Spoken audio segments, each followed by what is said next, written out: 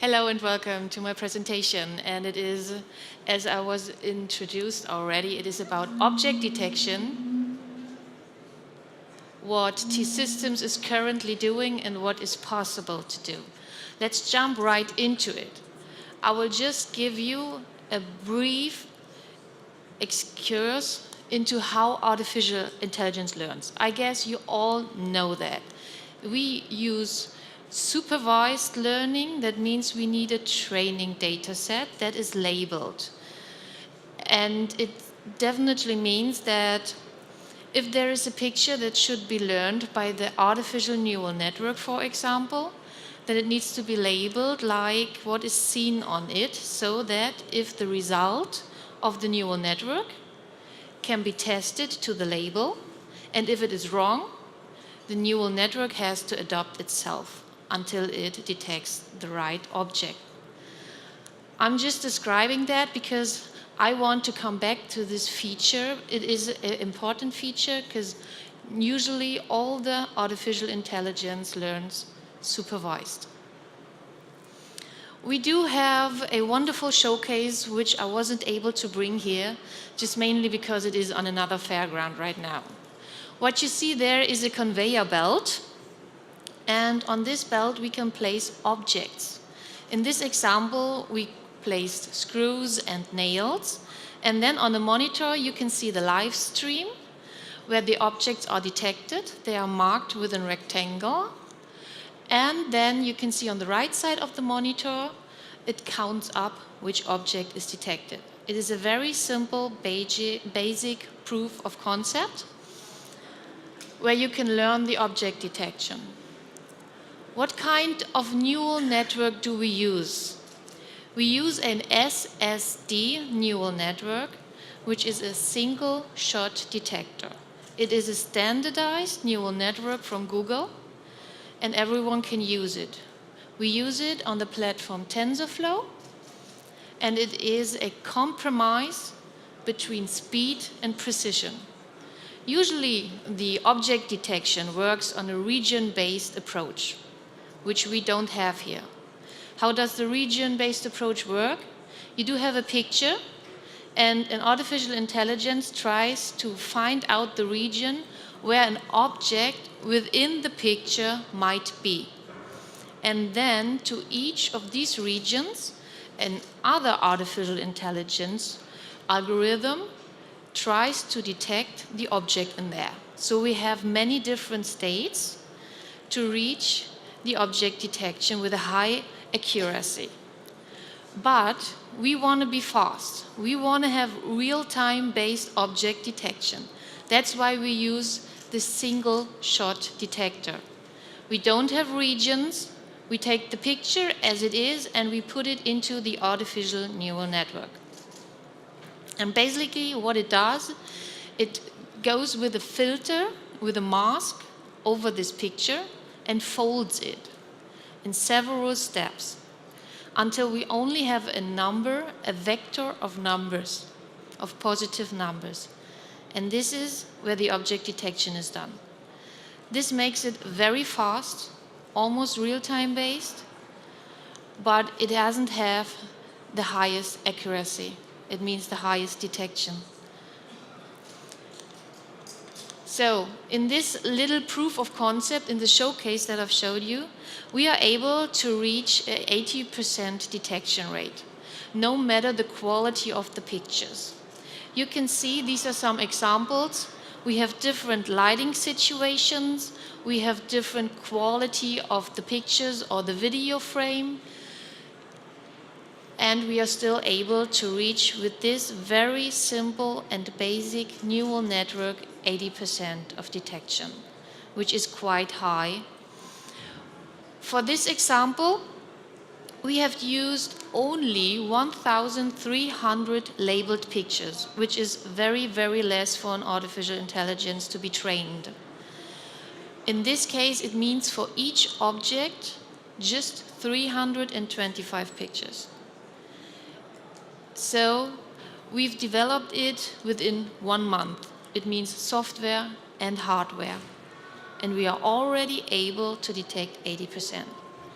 This is the state of art, this is the standard, this is what everyone can achieve. So, why am I here? And what is the interesting part of using object detection?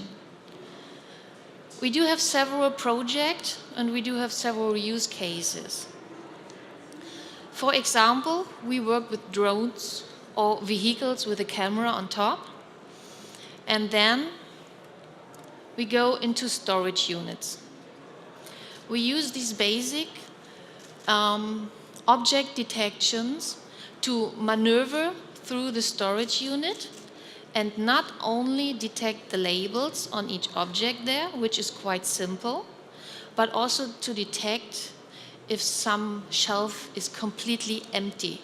It means that there is nothing at all, which is quite a challenge, because how do you train an artificial intelligence to detect nothing? How do you get training data for that? So, in this case, it is a drone which had a camera on top, and we could fly it through the storage unit. And let's go a bit further and show some real life examples. This is the normal picture that everyone may think an artificial intelligence is definitely able to recognize. It is artificial numbers, they are very equal. It is an artificial barcode and letters. But in real life, on the customer side, it looks a bit different. This is a number and a sign. It is overlaid by something out there, and we still have to detect that this is a 500, and it's not a 5, and it's not a 50. How do you train this? Are you able to get training data that covers all of these possibilities out there? Can you tell the artificial intelligence who has learned 5 and 0 that it is a 50 or that it is a number much higher just by training data? Let's go further. This is a metal container. You have numbers on that. And artificial intelligence is trained to find similarities. We see a 5, a 4, a 5, and a 6. But look a bit closer to the 4. There in the, in the heavily used area, there is a very dark 4 visible. Can you see this? How to say that the artificial intelligence shall only detect the white numbers and not the